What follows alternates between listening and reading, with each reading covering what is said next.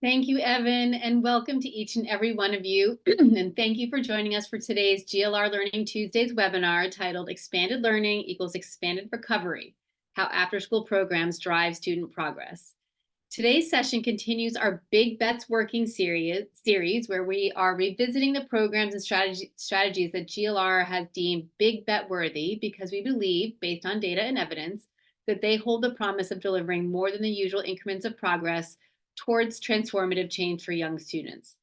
And today we will explore how after-school programs, or expanded learning time as it is also known, is definitely working in terms of advancing students' academic and developmental progress.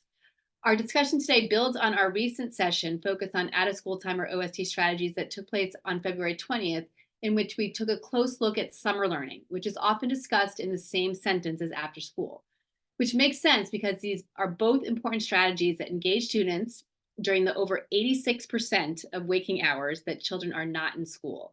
And accordingly, the Elementary and Secondary School Emergency Relief Fund included a $22 billion set aside in support of comprehensive after-school and summer enrichment for states and districts to deploy. And just the other night, we heard President Biden say in his State of the Union, quote, "I want to expand high-quality tutoring and summer learning time and see to it that every child learns to read by third grade." And beyond that, his budget includes, quote, $8 billion to create the Academic Acceleration and Achievement Grant Program. These grants to school districts would support evidence-based strategies to increase school attendance, provide high-quality tutoring, and expand learning time, including both in the summer and in extended day or after-school programs. And so, even though these two strategies do go hand in hand, we think it's important to give each one their own GLR Learning Tuesday time because there are important differences in what it takes to make these strategies effective, to keep students engaged, and to ensure their participation is leading to academic and developmental progress. The ESSER funds had a huge impact and helped programs maximize access to and participation in their learning activities and engage many more students. And after 3+ years, we now have data and evidence demonstrating exactly how the investment is accelerating student progress. And so today we get to explore the landscape of this impact, as well as specific examples of where and how after-school programs are accelerating students' in-school learning. It is also important to highlight that in-school learning is only one of many outcomes of after-school participation, where relationships with peers and with caring adults and generating a sense of belonging while engaging students in multimodal and interest-based activities are top priorities. All the things that lead to a love of learning, these are all top priorities for after-school programs.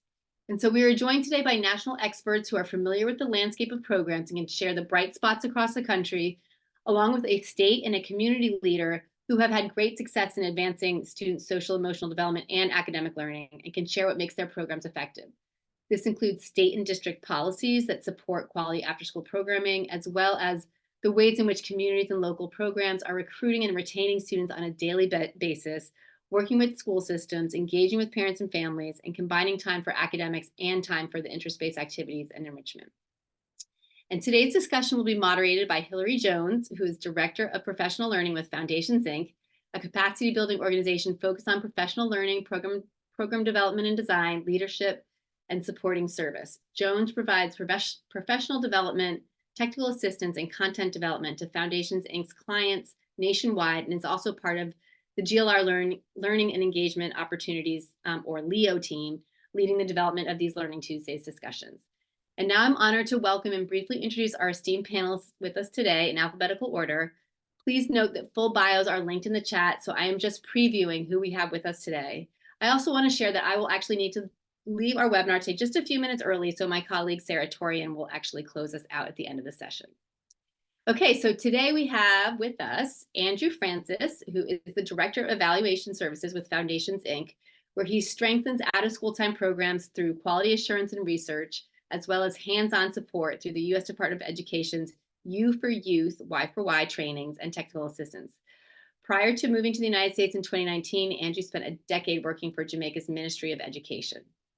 Katie Landis is the director of the Georgia Statewide After-School Network, or GSAN, a public-private collaborative dedicating to advancing, connecting, and supporting quality after-school programs to promote the success of children and youth throughout Georgia.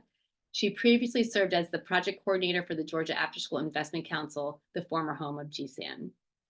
Jen Reinhardt joined the Afterschool Alliance in 2002 and takes a primary role in the organization's coalition building, policy, and research efforts. Jen oversees major initiatives, including the Afterschool for All Challenge, an annual Afterschool Advocacy Day, and works closely with the VPs of Research and Policy on the overall research and policy strategies. Danica Wicker joined the Boys and Girls Clubs of Greater Washington in 2014. And in February of 2022, Danica was promoted to be the Senior Regional Director of Operations in Prince George's County, where she manages 11 locations.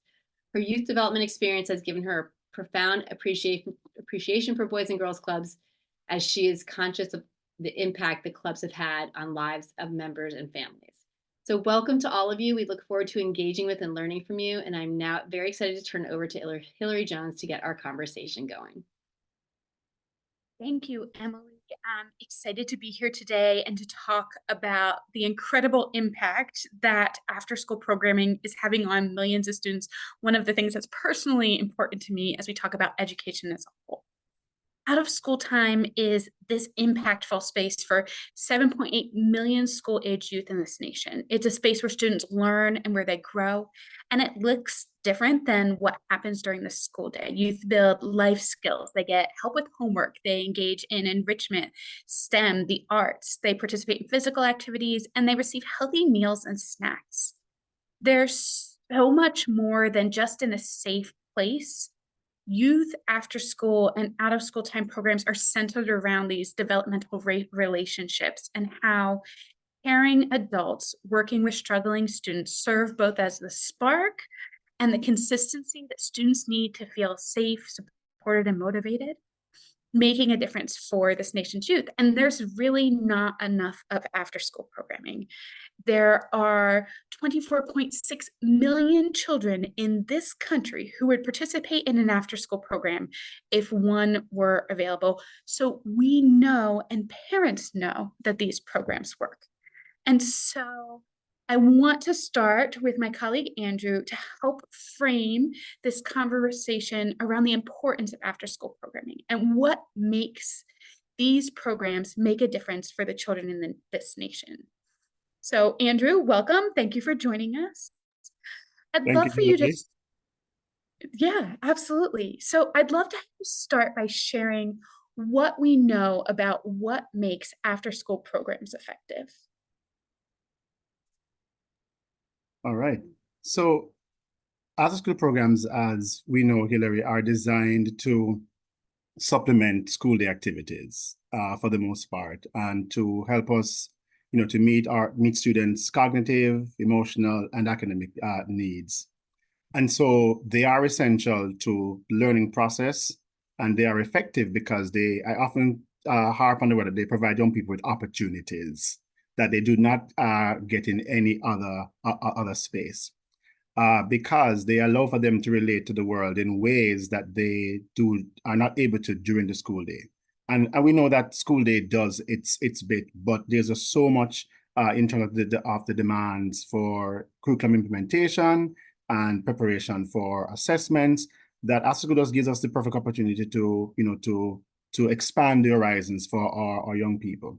And I often hear the success stories, Hillary, of students who sometimes hardly speak during the school day, or they are not as interactive.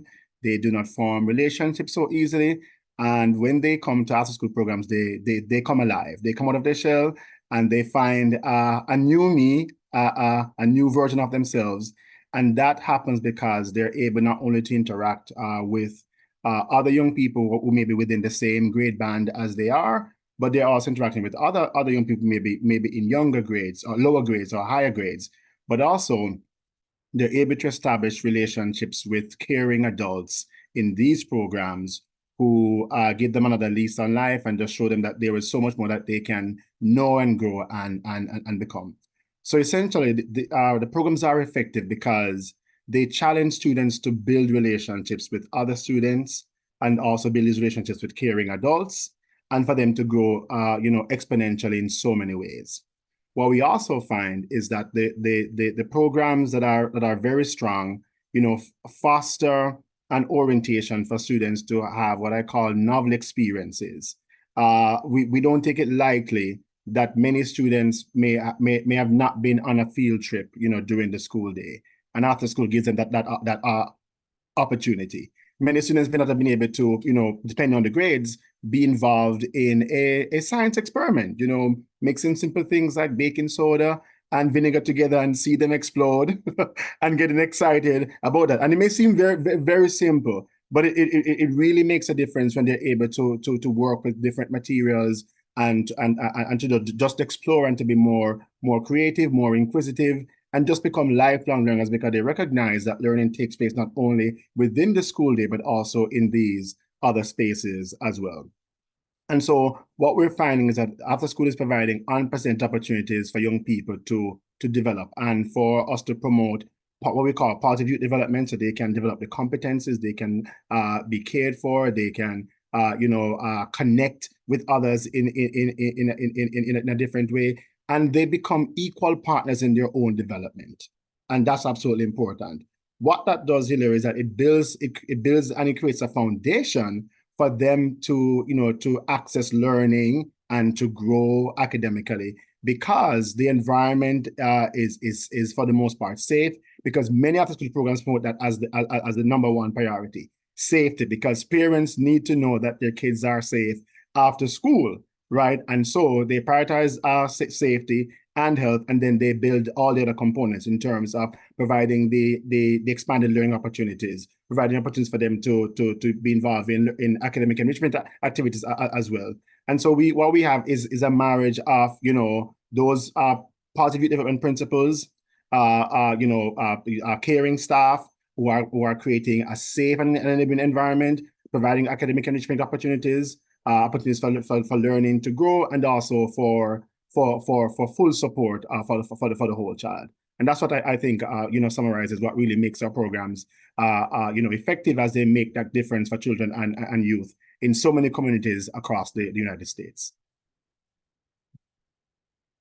Absolutely, Andrew. It's where that opportunity meets their potential and they have this chance to grow, where they are equal in their own development, in their own learning, as Emily pulled out from the things that you commented on. So, Andrew, be specific. How do these successful out-of-school and after-school programs have this measurable impact on student learning, recovery, and overall development, in addition to this social, emotional learning that happens because they're in this safe place? Great. So Hilary, we've come a far way, and the research has shown us from being just a keep and care, a space for students, where more and more it's a space where most programs are trying to be more effective and to be a high quality program, because stakeholders are demanding more, parents are demanding more, but also kids also are demanding more, even as they get older. I like to say, as we work with middle school and high school students, they vote with their feet. They will go if they come and they feel that this is not happening for me at all. So some of the characteristics that really make our programs successful, make them impactful, are that one, we're seeing more and more, Hilary, that programs are paying attention to having clearly designed programs. You understand, that are aligned to school day priorities. So that's a very critical aspect of what we do. So that we are focusing on student academic and social needs. And some of the things that I've seen, for example, as we look at the national landscape, is more programs I'm seeing are having what we call a data and curriculum specialist. It may be within the responsibilities of a program director or a site coordinator, but some programs that I've worked with have a person who's designated with a designated role, to be looking at data critically and planning the curricula. And so what does that look like? We're finding that one, they are looking at what are some of the skill gaps for students, within particular, across a school district, for example, or it may be skill gaps within a particular school or at levels of the district, whether at the elementary level, middle school, and high school. And they're having conversations with teachers in the school day as to what needs to happen to be more impactful to students. And then I'm seeing them having what they call data chats as well, Hilary, with site coordinators and teachers or instructors in the after school program to say, okay, based on the data that we've analyzed, we're seeing our students struggling with this particular skill area in math or in ELA. What can we do? And they're coalescing, they're pulling all their efforts together, and they're finding ways to provide opportunities for whether projects that students can work on that meet their needs, but they're also helping students by providing what students want. Students are saying, hey, we want to do this exciting robotics activity, or we want to do this art or this dance project. Those are the wants of students, but we're using their wants as a bridge to get them where we need them to go, because they have these needs based on what the data is telling us. And so one is that very clear program design driven by data, and also reviewing that data over time to see progress being made and refining the programs. So moving from the clear program design here, we also have situations where more and more programs are providing and engaging staff who look and sound like students. Students want people that they can relate to, that will provide, that are trained to provide that focused academic and social support, but they're also able to build those solid relationships with students. I was told from very young that the power of life is in relationships, and that is what really makes education, different, but also makes out of school time what it really ought to be. So we have a clear program design. We have staff that look and sound like students, but we also have youth voice and leadership. Big one. Students need to be heard. They need to feel that when they provide their ideas, one, they need to feel that there's opportunity for them to provide ideas as to how the program should operate.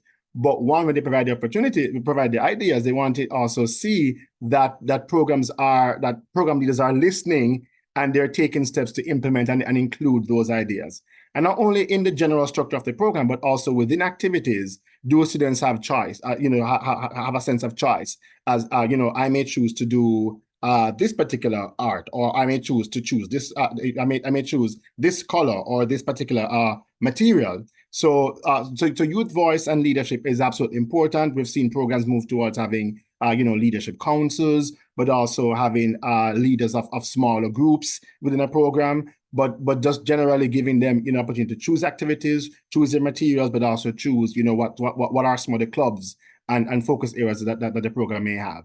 And so what we have really is this wraparound, of using data to drive program planning, to drive student progress monitoring, and and based on that, we can see how our students progressing and how do we support them, how do we help them, and how do we close those gaps between what's happening within the school day and what needs to happen in after school to realize the outcomes for students and families and communities in general as well.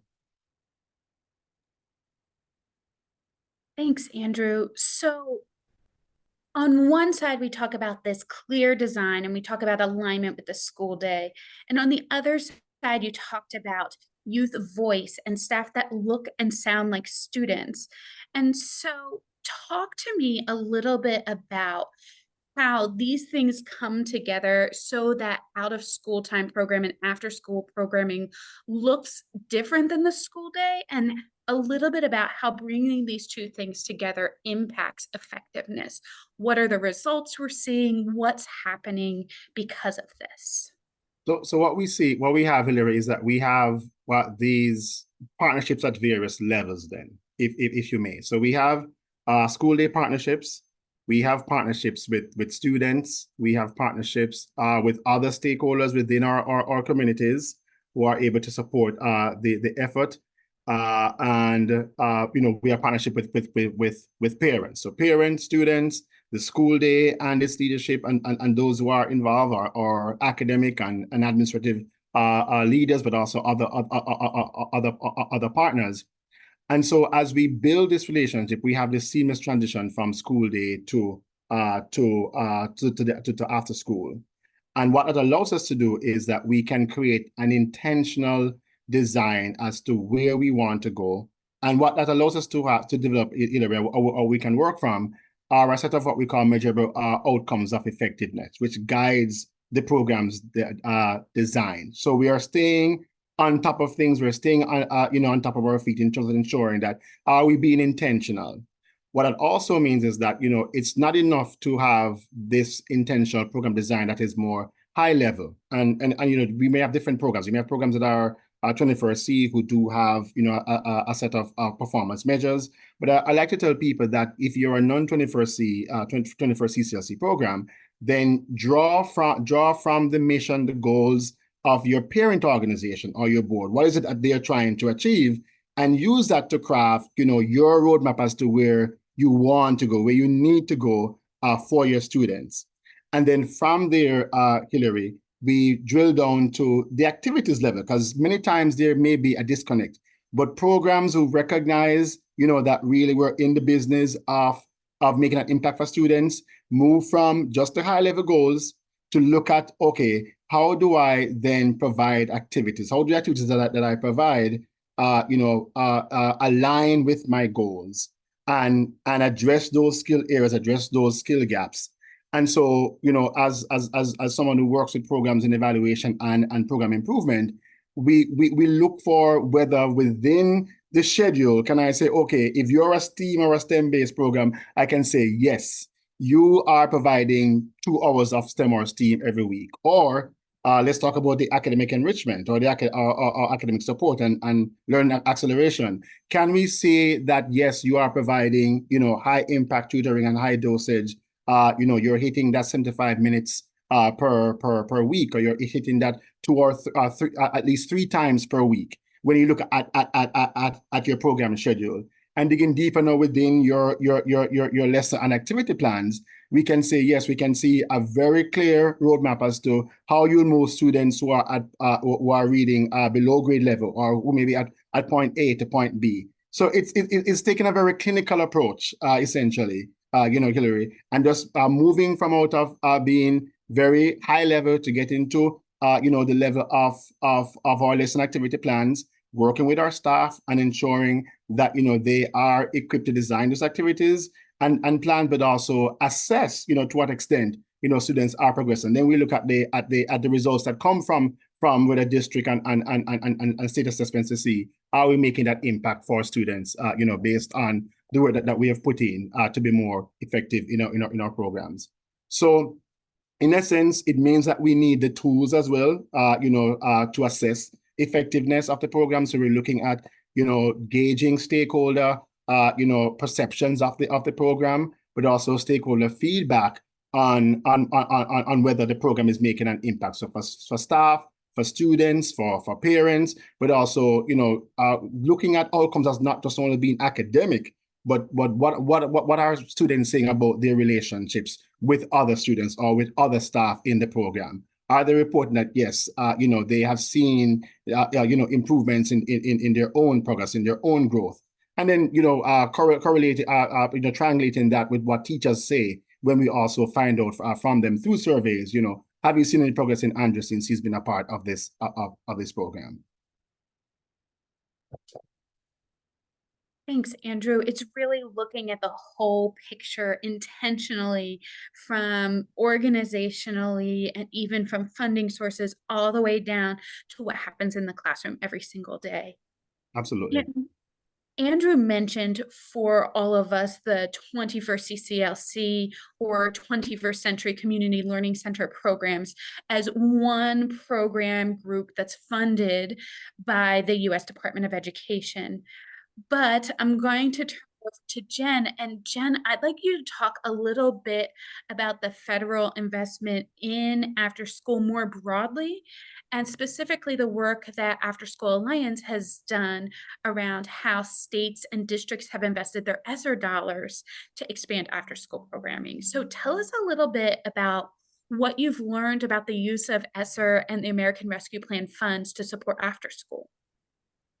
Yeah, great. All right. Well, thank you both. Thank you, Andrew, for getting us off to such a really thoughtful discussion here about how the field has really grown and evolved, I think, over the years, right? To get us to this place where we do have a strong evidence base. We have a set of quality practices that are helping us do this work.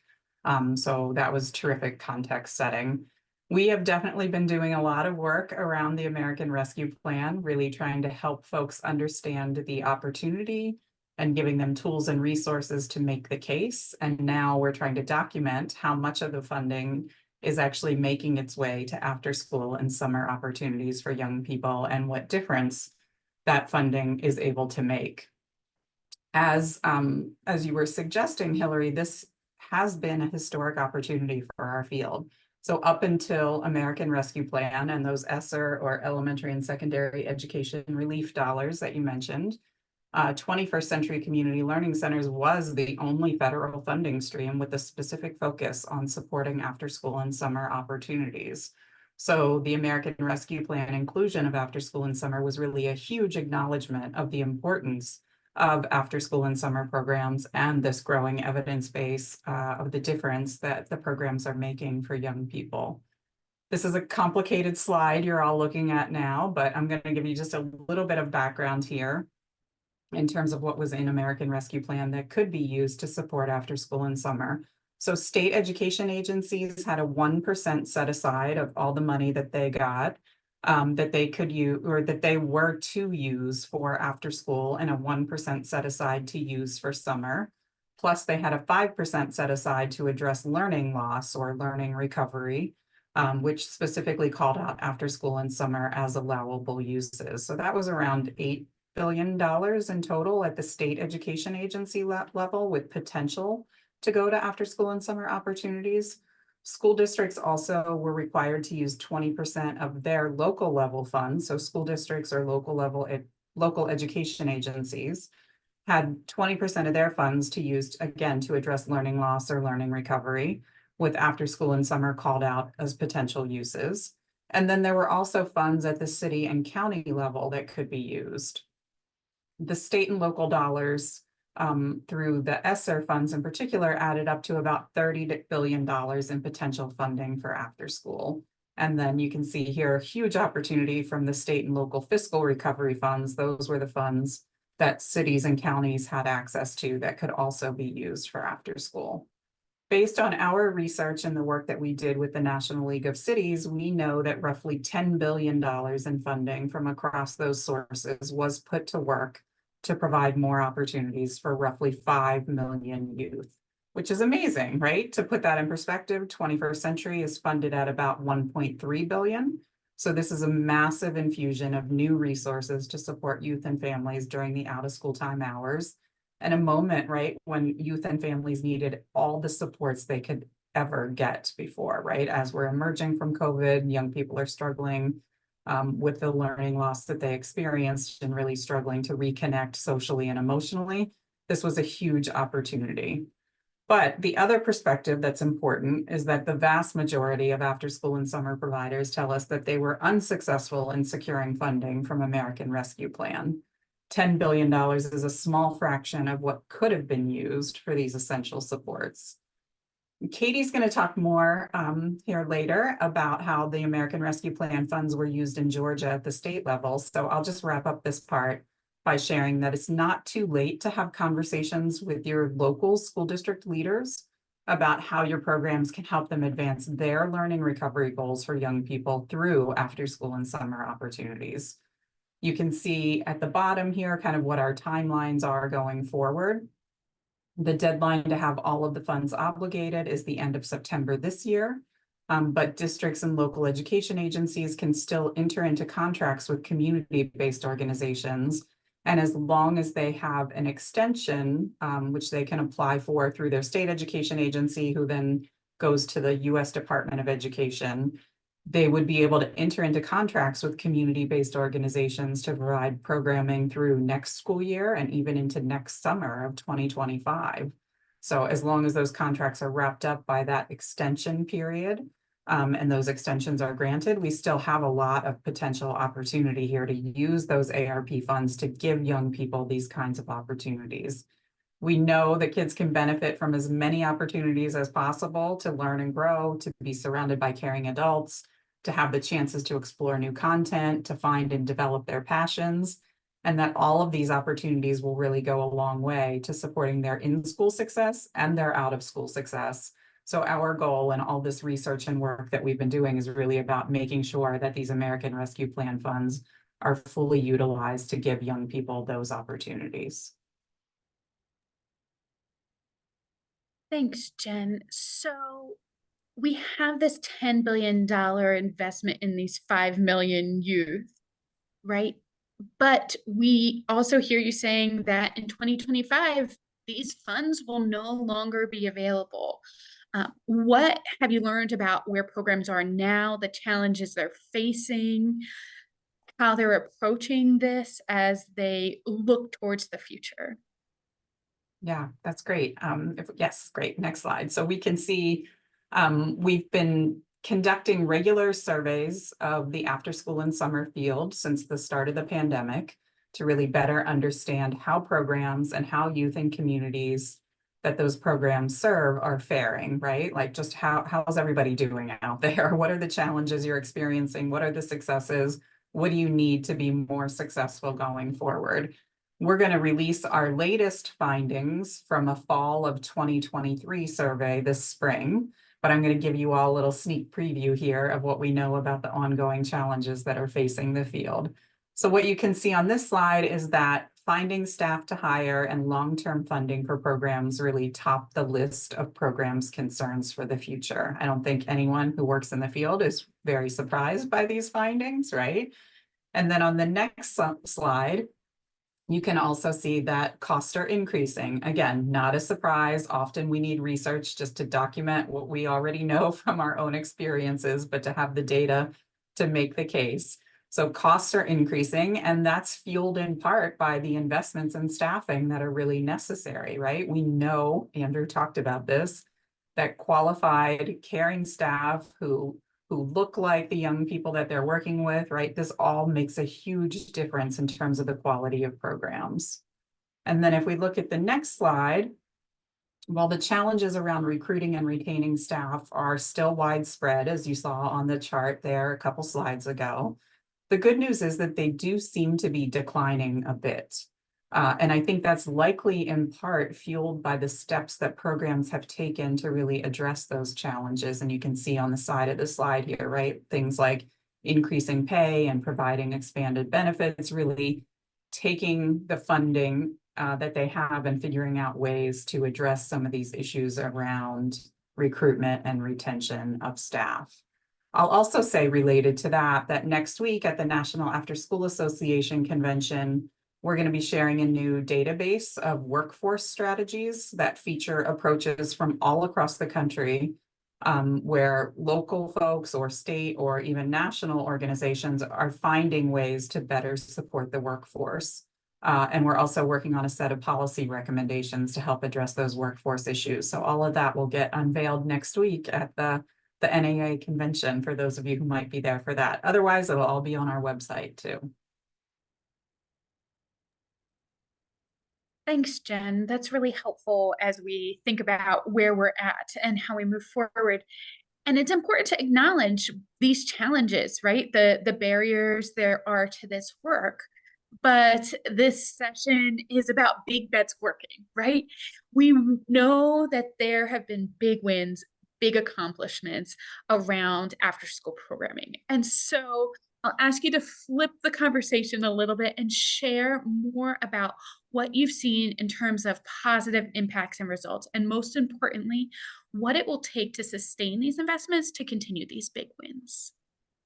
Yeah, it's a great question. I think, yes, thank you. Together, we really need to demonstrate the worth of these investments, right? Like it's up to us as an after school and summer community to show the difference that these investments have been making. And I think we do that through both the data and stories. Often people get into this discussion of, do we need data or do we need stories? And the truth is we need both of those things, right?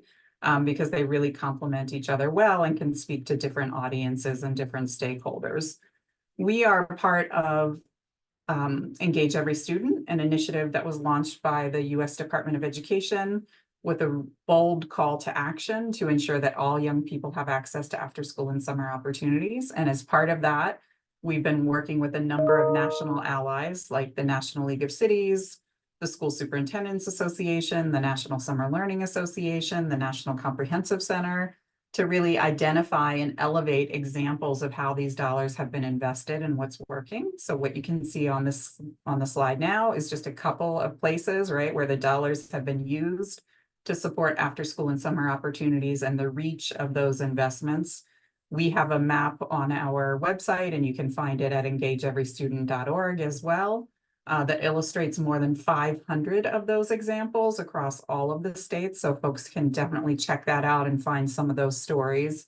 And then last week, the U.S. Department of Education announced a new recognition program to really help elevate these stories.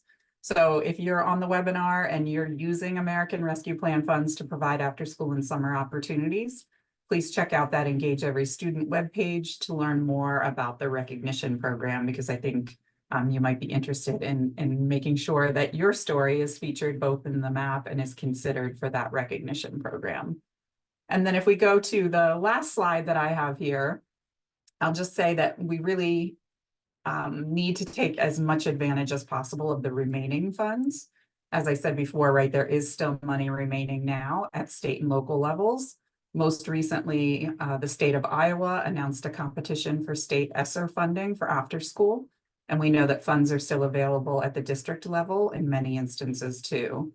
And while the funds that are left might not seem like much in the context of the initial investment, those funds can really go a long way to providing young people with safe, enriching, fun-filled afternoons and summers that get them excited about learning and get them showing up for school. And as we've been talking about, we really need to demonstrate that these investments are working. So the stories that we talked about are part of that, but certainly, again, the data are part of that. You can see here data that are being captured in Idaho and Oklahoma and Georgia. And again, Katie will talk more about the Georgia experience, that really show both the range of services being provided to young people who would not otherwise have access and the benefits of participating that are really both essential to be elevating. And we also really need to lift up the voices of youth and families and make sure that our federal, state, and local leaders directly hear from those most impacted by programs and most impacted when or if programs are cut or eliminated, right? So I want to encourage everyone here to join the After School Alliance for our Youth Voice Town Hall and our Youth Voice Week coming up March 25th through the 29th. Where we'll really be amplifying young people's voices as they share the issues that are most important to them. Again, quality programs, right, are grounded in what really matters most to young people and families. And then you apply all those quality practices Andrew talked about on top of that. And yeah, that's what we want to see happening for more young people. Thanks, Jen. As we think about ways that leaders can tell their data story, that they can jump into the variety of ways that you offered to this audience of ways that they can engage and participate, I want to turn this discussion to two programs, two spaces where they've done this work. Some bright lights for us. And so I'm pleased to bring in both a state leader and a local leader who've achieved measurable success for students through their after school programming. And so from the two of you, I really want to get into the how and what it looks like on the ground. What are the strategies you're implementing that others, communities, that members of our audience today could replicate? How are you working with state departments of education, with districts? What policies are you advocating for? And how are you recruiting and retaining students, parents, families? How are you combining time for academics? How are you linking in this interest-based student voice focus on relationships and building a sense of belonging? So I'll start with Katie. Based on what we just learned from Jen, tell us how Georgia supported after school with ESSER funds. Absolutely. So thanks, Hillary. Again, I am with the Georgia Statewide After School Network, and we were really proud and honored to partner with our state education agency. So GSAN, in partnership with the Georgia Department of Education, we designed and built a new grant program using the ESSER funds. So the American Rescue Plan education dollars that Jen was talking about, we created what we called Boost, the Building Opportunities and Out of School Time Grant Program. In Georgia, this program is allocating $85 million over 3 years to community-based after school and summer learning programs across our state. The Boost program, we are using a whole child approach to focus on 3 program purposes. Those are expanding the number of youth served, reducing barriers to access and participation, and as well as strengthening the program quality that we see in these after school and summer programs. This map that you see on your slide, excuse me, recovering from some virus, but this is looking at the Boost program's reach in our second of the third 3-year grant program. So in this second year, we saw that Boost funding supported 93 community organizations and 4 statewide grantees. And these programs collectively operated over 1,000 sites across Georgia in 112 of Georgia's 159 counties. We're really excited about that reach, that 112, because that's even up from 87 county reach in year 1 of the grant program. So we've seen targeted funding approaches as well as grantees really thinking about how they can expand access, not just more young people through the door, but how they can open doors in other locations as well.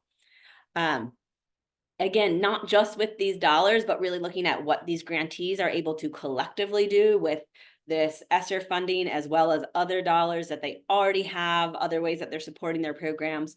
We know that these 100+ grantees, they served nearly 80,000 kids in the last academic year, and then over 86,000 kids over the past summer. As I mentioned, this is a 3-year grant program, so we're now in the 3rd and final year of the Boost grant, with the grant coming to the close after this summer.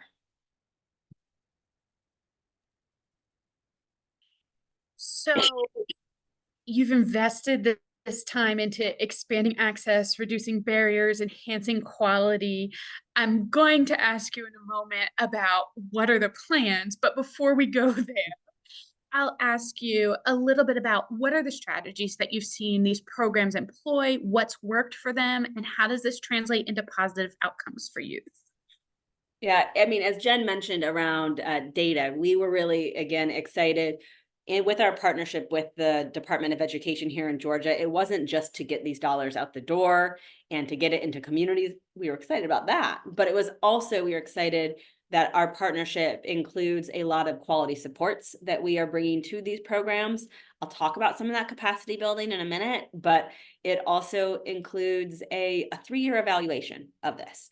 And so with our evaluation partners this year, we were started to dig into those youth outcomes that I'll mention, but we were able to really look a little bit more around what are the programs doing? How are they increasing access, reducing barriers and strengthening quality? What are those strategies?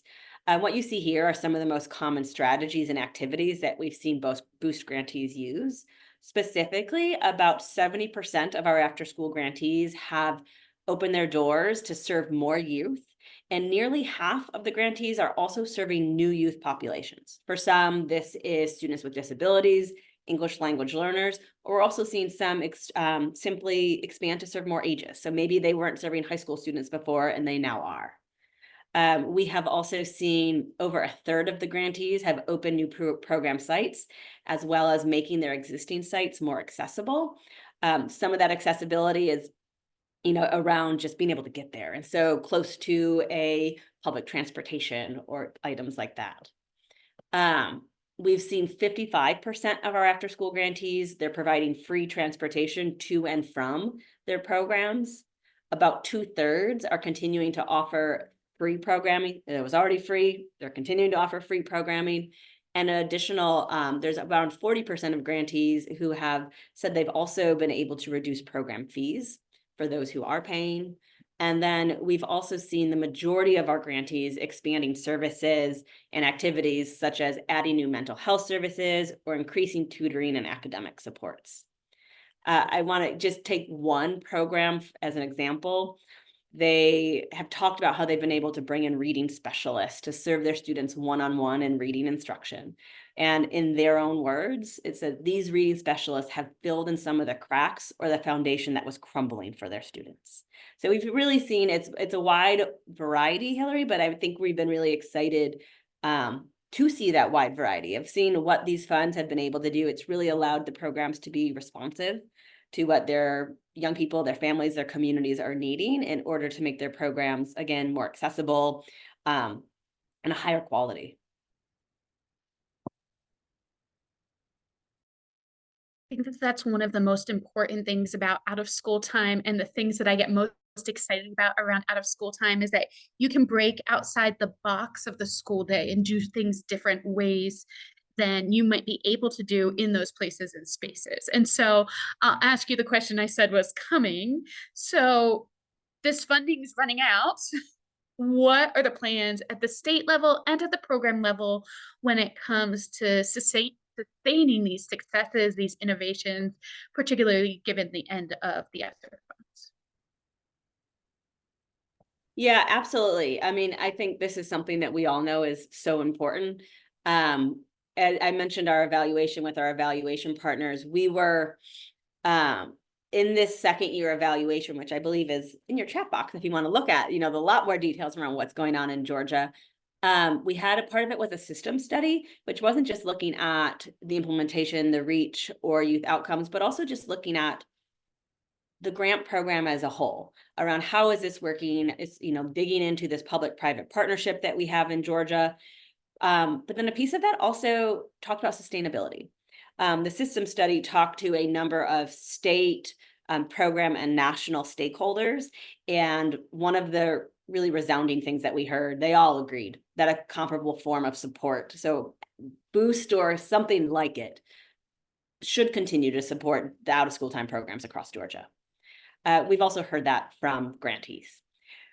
We, as I mentioned earlier, around capacity building, we have been doing a lot of intentional effort over these 2.5 years so far and still in it to really make sure that we are supporting our grantees and not just, okay, you have the money, go do something great with it, but how are we also building your organizational capacity along the way? One of those ways is we've been excited to partner with the Georgia Center for Nonprofits here in Georgia, where we've brought a lot of training, not just on best practices in youth development or, how to incorporate mental health or the arts or literacy, but around how to really bring up your nonprofit accounting support. How are you really thinking about a more comprehensive fundraising strategy? We have a lot of our grantees who are leaving with certificates from the Georgia Center for Nonprofits on nonprofit accounting, on fundraising, on leadership and management. So these are pieces that we know we're able to leave behind with them that we're really excited about. But again, the grantees have also been really clear that in most cases, they simply won't be able to sustain their current levels of access and quality with a significant loss of funds. And so what that means for us at the Georgia Statewide After School Network, we also are a policy and advocacy organization here in Georgia. So it is legislative session, and this is something that is top of mind for us, is talking to our lawmakers, encouraging programs across the state, whether they are boost grantees or not, to talk about the value of the programming that's happening in your communities and why this is needed, what outcomes you're seeing, because we know we needed more access before the pandemic. And we've been able to see an increase in access and increase in innovation, but now it's not the time to take a step back. So those are conversations that we're pushing, and I will agree with everything Jen said around, it is about lifting up data and stories all at the same time. And so Hillary, that's what we're really trying to do here in Georgia. And I encourage everyone out there to also, be sharing those messages around what this programming means in your community, to the young people, to the families, and why we need more of it. The COVID dollars, the COVID relief funds have been amazing, but our young people, the needs are not going away after 3 years. No, I think that's exactly it, Katie. We have to do both parts, right? We have to build organizational capacity and be talking about sustainability from the beginning. And yet at the same time, we have to be advocates for this work, for what the youth in our communities need, and support them and raise their voices and tell our stories well about the impact of this. So thank you. I'm going to switch over to Danica. So Danica, thank you for being here today. Danica has been working in Washington, D.C. and surrounding counties for 10 years now, celebrating that this week, and more years with the Boys and Girls Clubs of Greater Washington. investing in the communities and the children and families in this area. And so tell us a little bit about your programs, what you're doing. Absolutely. Good afternoon, everyone. My name is Danica Wicker, Senior Regional Director of Operations for Boys and Girls Clubs of Greater Washington. As you see, the mission of the Boys and Girls Club is to help, young people of all backgrounds, especially those who need us most. And the need can be very different. If you have 500 youth in a room, 500 youth could have different levels of need. And so it's extremely important that we know how to facilitate after-school programs for them. We have 25 locations in Boys and Girls Clubs of Greater Washington. 10 of those locations are in school sites, and every single site is different. And so if we go to the next slide, you see that the first thing that is important is when working in an after school setting is determine what your need might be. And so as I mentioned, the need, we have 25 locations, the need is different for all of them. Host focus groups, analyze the community, really figure out what are those district-wide priorities. That's extremely important for multiple reasons, because if you are there addressing a need, people will come. The school will see the value in your program, parents will see the value in the program, and funders will see the value in the program. Once you identify the need, how do you fulfill the need? And so you have to figure out how your program will work with what the school needs are. What are your resources? Make sure that if you are present for something that maybe the school needs to improve, or maybe you saw that a gap may have been present. And so how do you fulfill that need that's present? We're in Prince George's County, and if anyone's familiar with the DMV, Prince George's County is changing, and our English as a second language population is growing. And so again, right, where 10 years ago, having employees, team members present, we call them VIPs, present who look like the community, well, that's changing. And so we have to make sure that as we feel the need, we make sure that there are people present who look like them and understand the cultural differences that are present, so that our young people are willing to learn. Sometimes it's not necessarily they don't want to learn. Sometimes there are some cultural differences and they need to be able to relate so that they are able to learn. Something that's also important as you work with schools and navigate working with the school. We, as I mentioned, are in 10 schools, and all 10 schools, we have data sharing agreements and MOUs.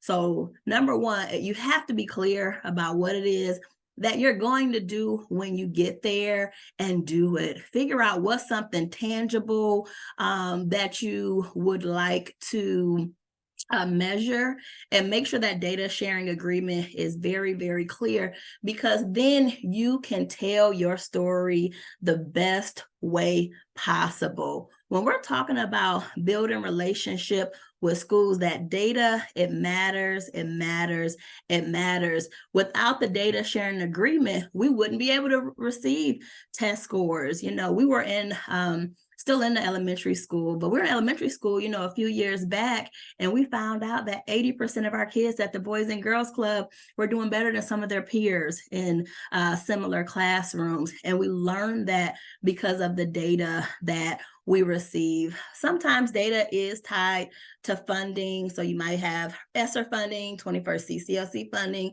things of that nature from the United States Department of Education. But it shows your progress and how well you're doing in that partnership. The next thing is connecting with key school staff. Connect with key school staff. Sometimes you might hear someone saying, well, I've tried to reach the principal and the principal just wasn't available. I tried to reach the assistant principal and the assistant principal just wasn't available. Well, maybe that's not your key staff person to connect with. And so find out whoever is that person who, number one, can get you the information you need, test scores, report cards, information, attendance information. Who's that key person? It might be the registrar, it might be the school secretary, it might be a counselor. For us in Prince George's County, it's our community school coordinators.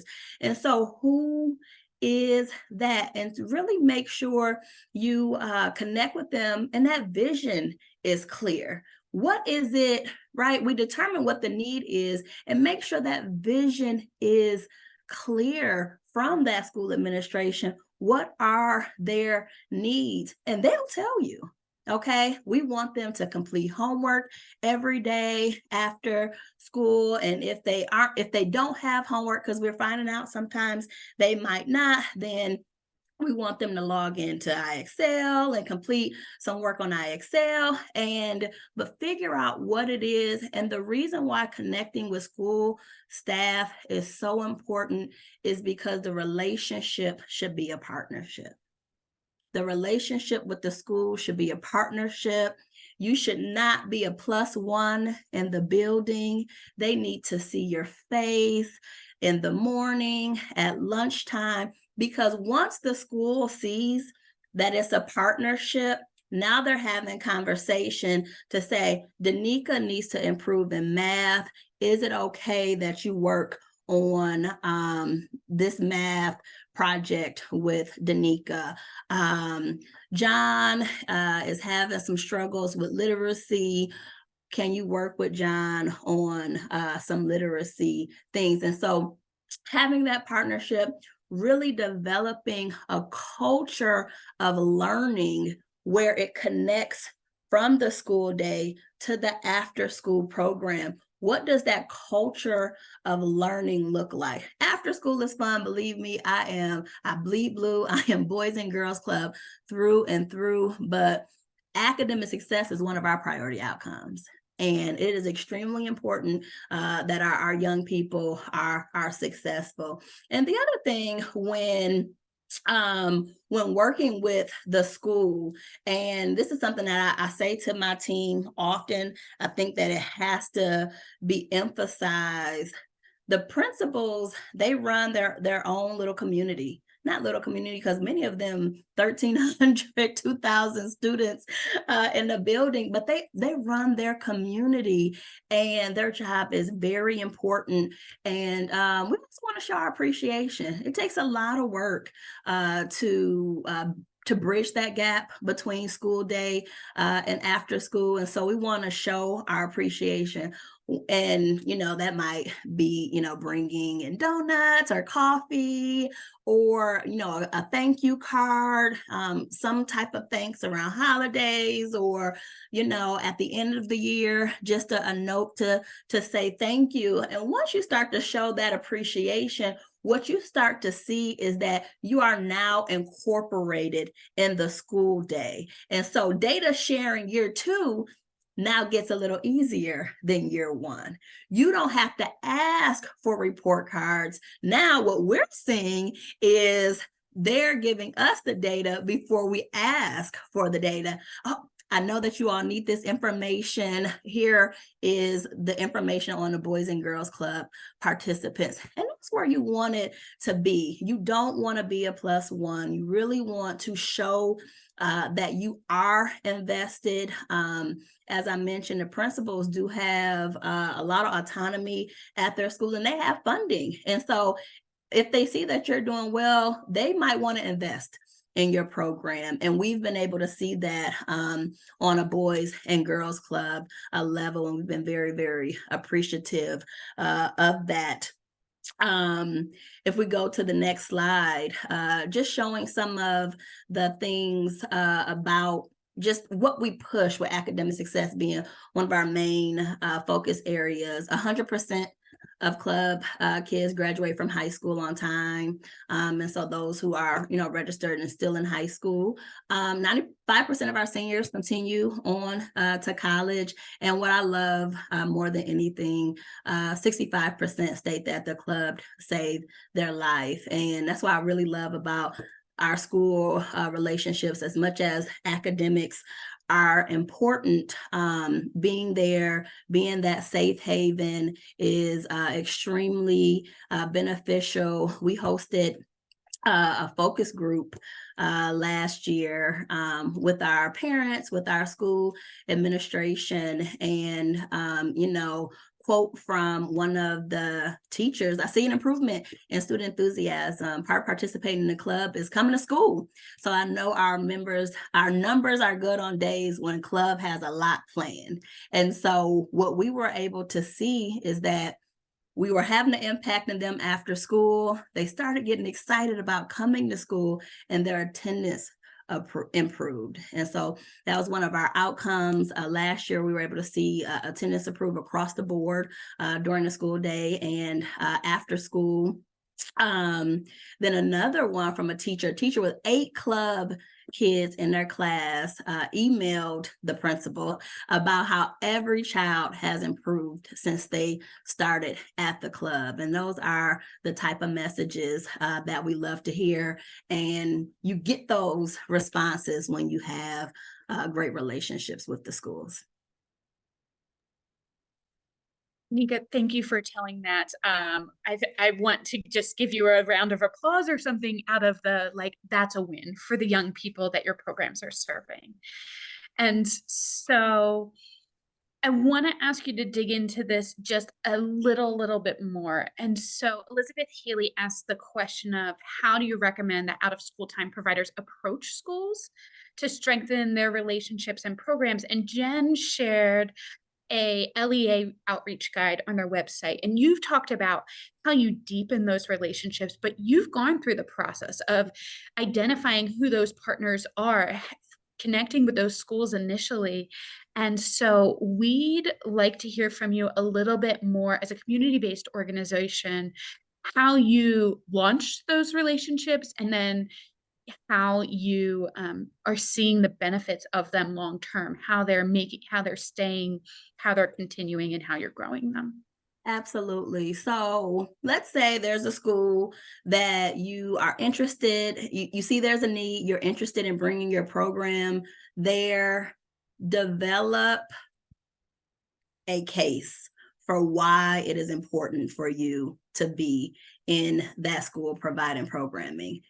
Principals are business owners. They're managers of this large conglomerate that we call a school building. And so you have to speak fact. You have to let them know why you will be an asset to their program. You can't just send an email. Emails don't work.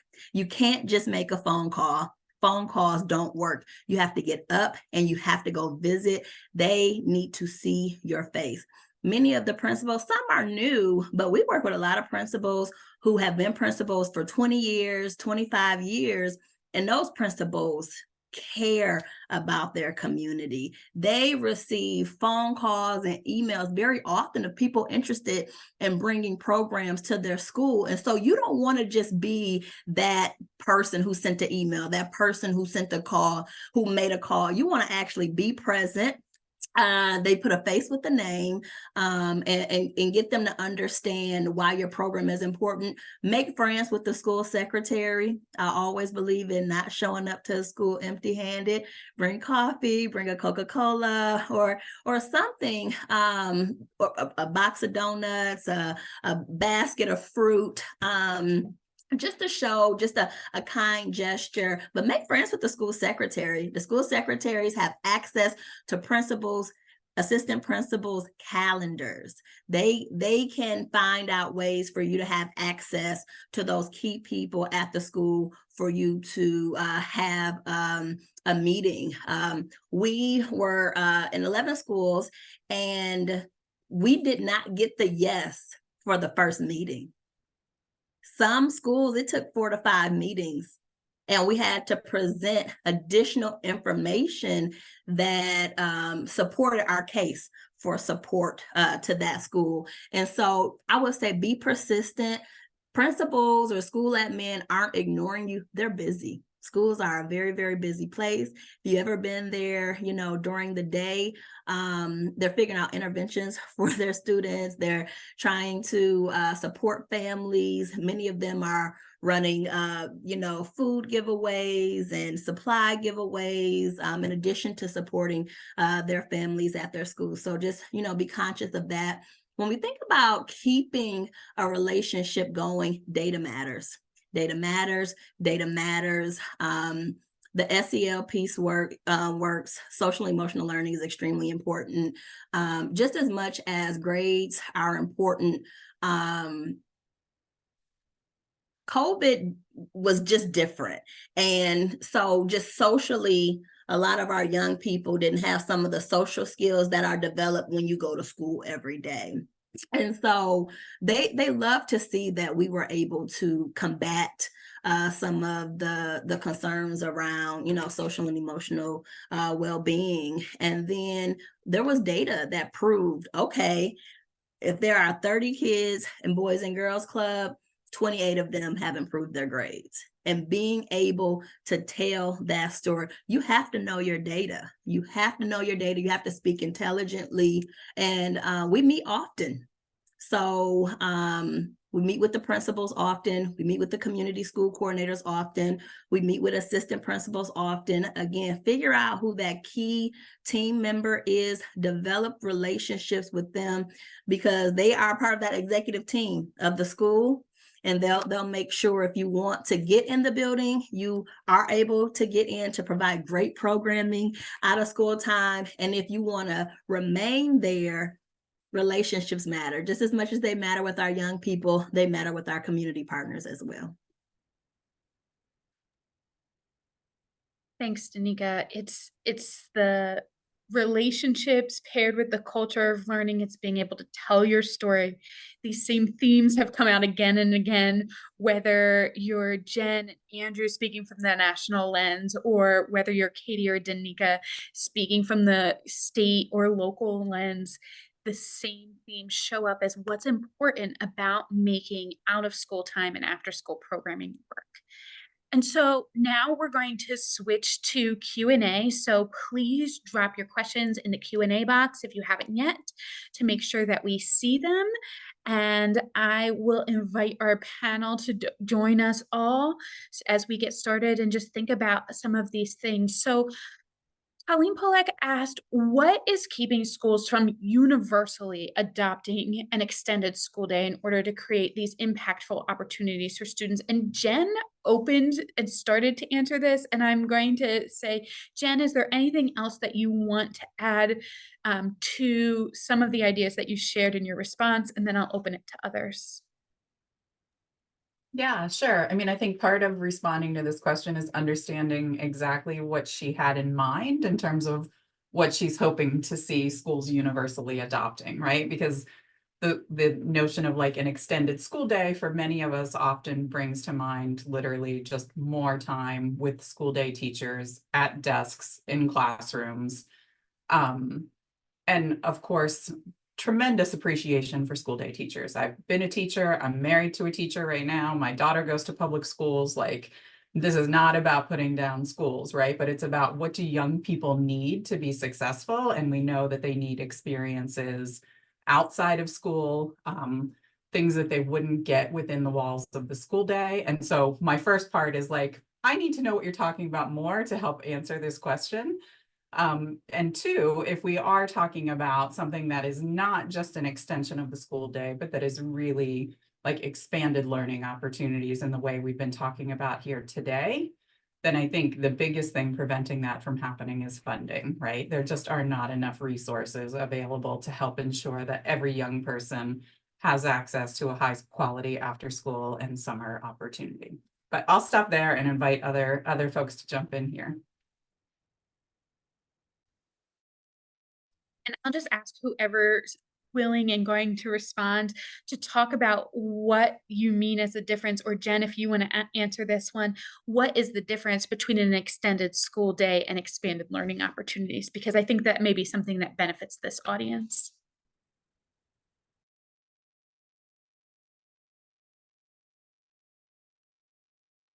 Sure, I can. I didn't know if anybody else wanted to jump in here. Yeah. I mean, I think it is that really, like, we've had these discussions, especially at the federal policy level before, about simply extending the school day, which I say simply knowing full well it is not simple. Even that is really challenging to do, right? There's transportation to navigate. The K-12 system is facing the same staffing shortages, if not worse than what we're seeing in our own space. Like, there's nothing simple about either of these solutions. But for me, it really does go back to what we've been talking about all along here. It's like, what do young people and families really need? If we're thinking about more time, what does that time look like?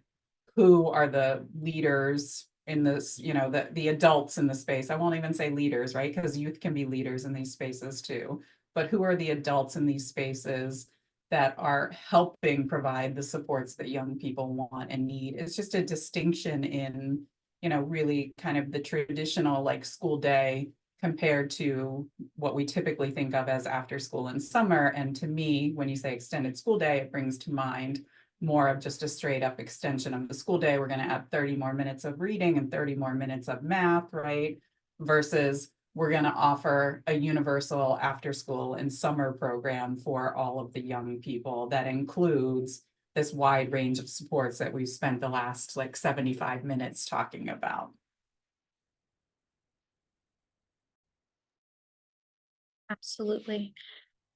So the next question I have for you all is from Tracy Herman. And Tracy asks, what other out of school time funding should providers be looking for aside from what's already been shared? So aside from ESSER funds, which we know are running out, aside from the 21st CCLC funding, we know there's other sources. And I'm going to pass this one, Katie, if you're willing to start, and others can jump in. I think in your state, you've had people look at these other funding sources and how they can approach that.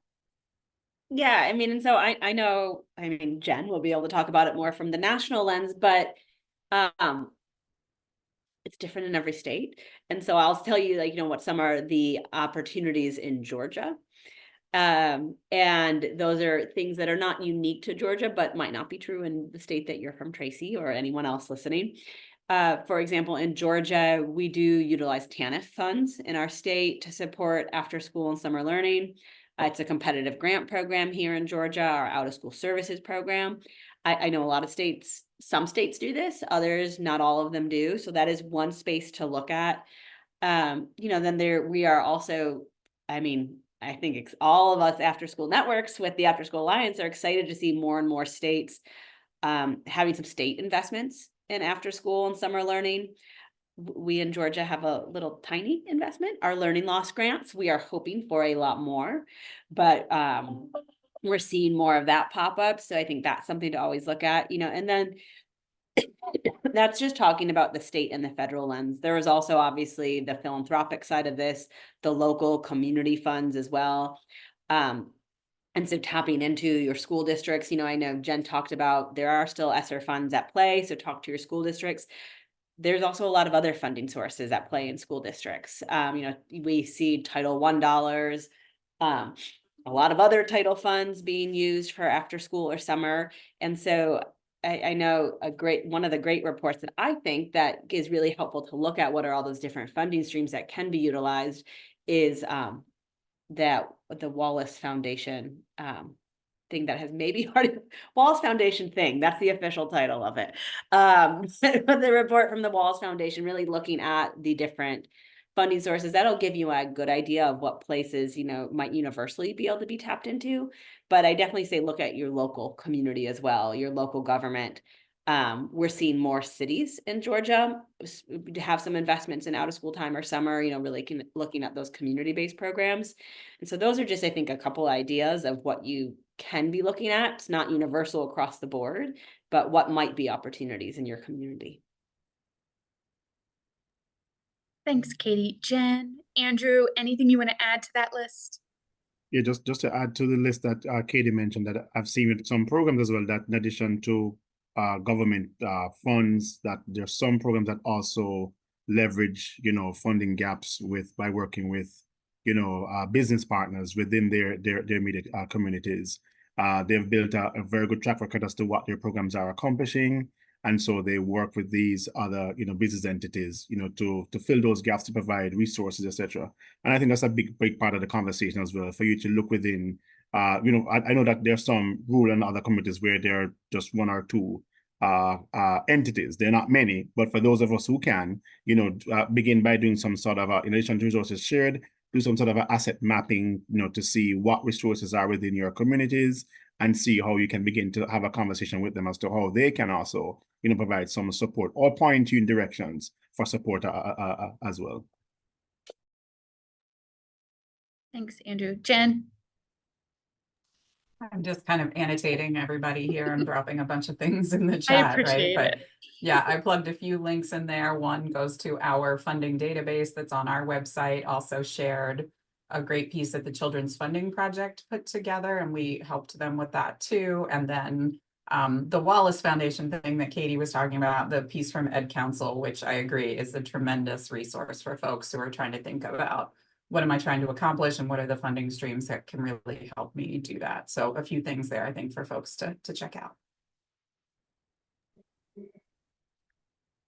And I'll just add to the list the CCDBG block funding that is distributed by the states is another source that may be available in your state as a source for funding. The TANF funding also, I'll mention, Katie, in the state I live in, looks like subsidies for families to use for childcare. And so those things can look all kinds of different ways, but there are some other resources and sources available depending on where you live and how your state has chosen to approach that funding. So my next question is kind of goes back to some of the places where Jen and Andrew were talking at the beginning of this session. And my question is, why is there so much unmet demand for out of school time? Like, who is it coming from?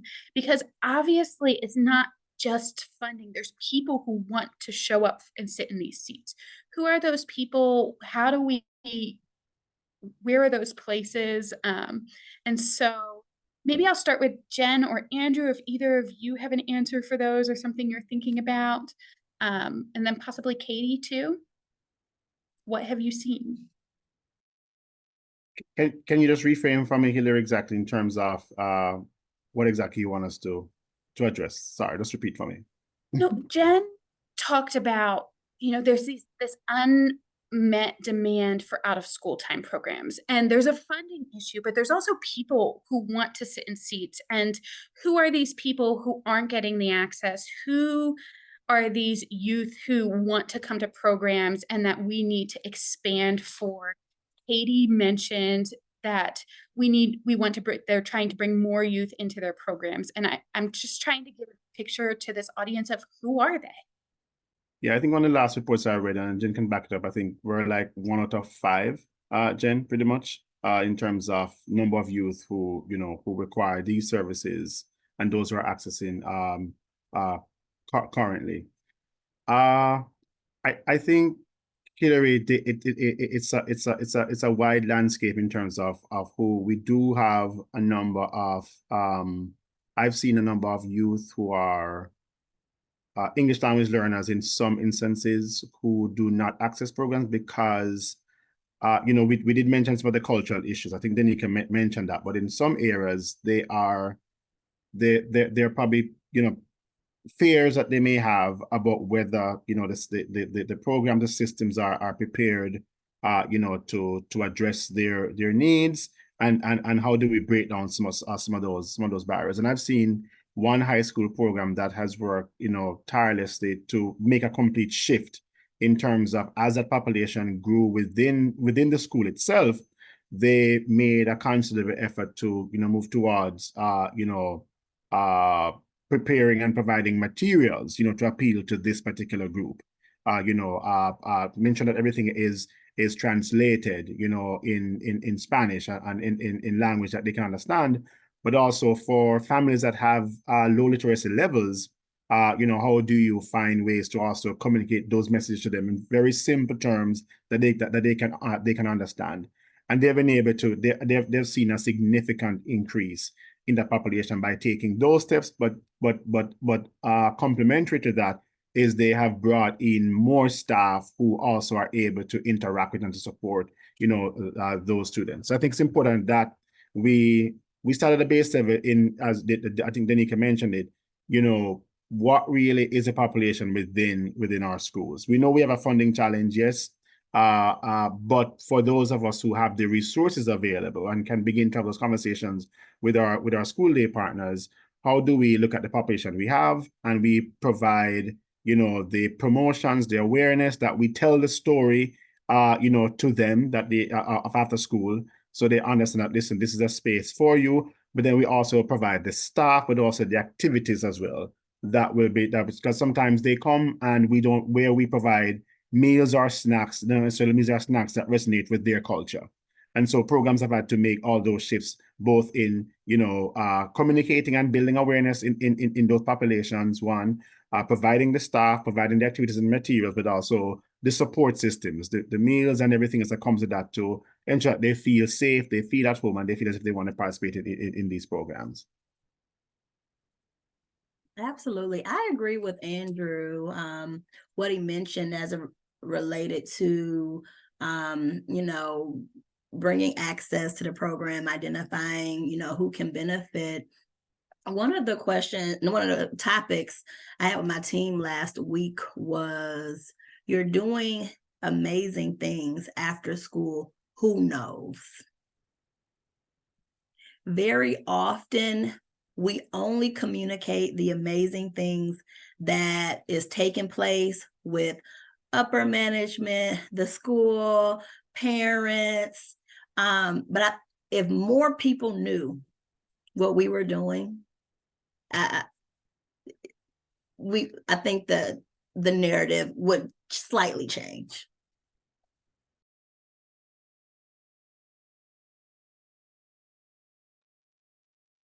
Danica, I think that's exactly it. And that's why we're sitting in this space and why we're having this conversation today, is the space of what you're doing works, right? Out of school time and after school programming works. I've got 4 people sitting here who believe that, and that's what we want to say to this audience. And so we can't give up on funding, and we can't stop caring about what Youth Voice says, and we have to make sure that we're creating these learning focused spaces that are safe, that are intentionally designed for young people, right? All of the things that all of you have said today. I still have a few more questions, but as we head towards the end, we will ask our audience to complete the engagement poll and jump in and fill in your details and pieces for that. I do have I have a few more questions for you, but the next question I have from you is from Winona Howe, and this question is there a role that parents can play? And this individual is in Fairfax County, Virginia, and they just looked at the database. I believe that's Jen, you shared that database, and thinking that their county's not invested enough in after school learning. There's lots of families on the wait list for the after school that's provided by the county, and that after school program is not particularly high quality when we think about the things that Andrew has told us today, that Jen has told us today, that Katie has told us today. And so what can parents do, Danica? Parents can attend school board meetings. I think that's extremely important. They will listen. They will listen, write letters, speak to whoever are your council people. They're supposed to work for you, advocate on your behalf so that you can get additional resources. To the person, which was the reason I raised my hand, we do have 4 boys and girls clubs in Fairfax County. And so I would love to connect with you, Winona, to place you in touch with the senior regional director in that area, so that, and we don't, people aren't banging down our doors in Fairfax County. And so I think that's about knowing that we're present. One site just opened in Annandale, and another location will be opening in Herndon very soon. So Fairfax County government is investing in that area. And I think we just need to know that it's there. And so I'll make sure to connect you with my colleague in Virginia. Yeah, I'll drop a link in the chat here as well to the Virginia After School Network, which is the Virginia equivalent of Katie's work there in Georgia, where you could get connected with other folks who are really interested in advocating for after school and better understand kind of the Virginia statewide landscape for after school opportunities. I was also thinking right now, the legislature has passed a $5 million funding stream for after school and summer in Virginia for the first time in the history of Virginia. They've never had a dedicated funding stream before. So we just need the governor to sign that bill. So that's one thing that parents could do right now, is reach out to the governor's office to encourage him to sign that bill and to make sure that these opportunities are available for young people. And then I think you could also have conversations with the school district, right, about these remaining American Rescue Plan funds. What's left? How could we use that to meet the waiting list needs that we know already exist for this other program that's being offered in the county? So absolutely agree with Danica, like, ask questions, talk to people, make sure folks are aware that this is something that parents are really concerned about. Absolutely. I think that one of the things that out of school time programs want is more parent engagement. It's a battle that, as somebody who gets to visit out of school time programs and talk with out of school time leaders, that we hear all the time. And so raise your voice and advocate for that quality, advocate for more funding, advocate for those places, because out of school time programming works. It can mean that your students are all doing better because they go to this out of school time program, like Danica gave in her example, right? Where we see students getting opportunities to meet their greatest potential because of the time that they're investing and having with these caring, qualified staff. And so I want to say thank you to each of you, to Katie and Danica and Jen and Andrew, for the time that you've invested in this conversation today, for taking the time to share with us. And I am going to pass the conversation back over to Sarah Torian to close out our session for today.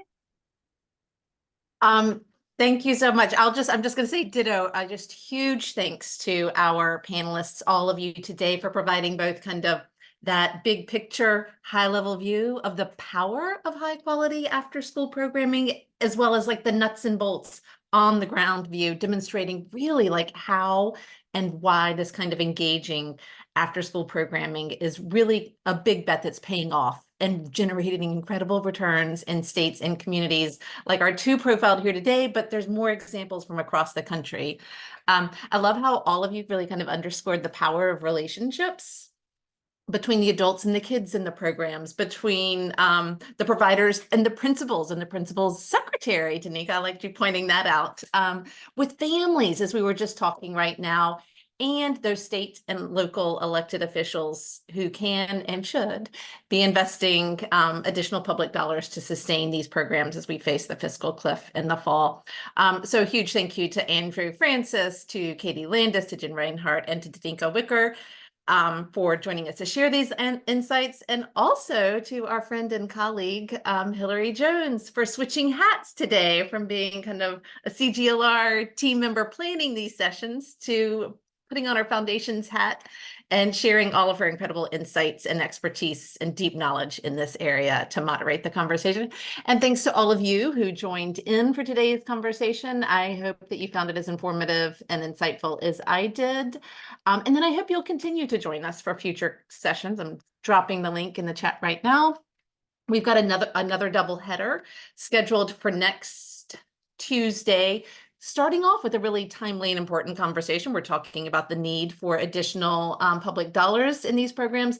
This session will focus on the roles that philanthropy and their community partners can play to leverage existing public dollars and also generate new public funding to sustain these incredible big bet programs that we've been learning about today and in future sessions beyond the fall fiscal cliff this fall.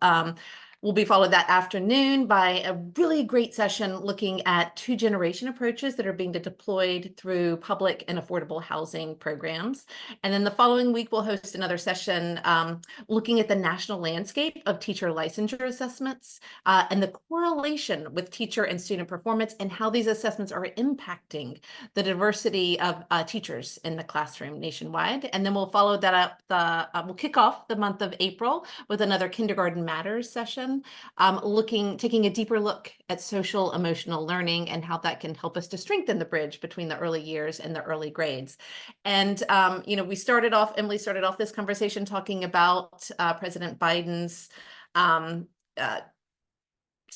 call out about after school programming, summer learning in the State of the Union last week, sorry. He also mentioned the impact of high dosage tutoring. And so just want to flag, it wasn't on that screen just a second ago, but we'll be doing another session in April about big bets around high dosage tutoring and really kind of how to scale and sustain those and reach more kids, because it really was having a great impact on the children that it did reach. And so we want to make sure more have opportunity to take advantage of that. And I've gone on way too long, so I'm just going to say thank you all again and really appreciate it. Have a great rest of your day.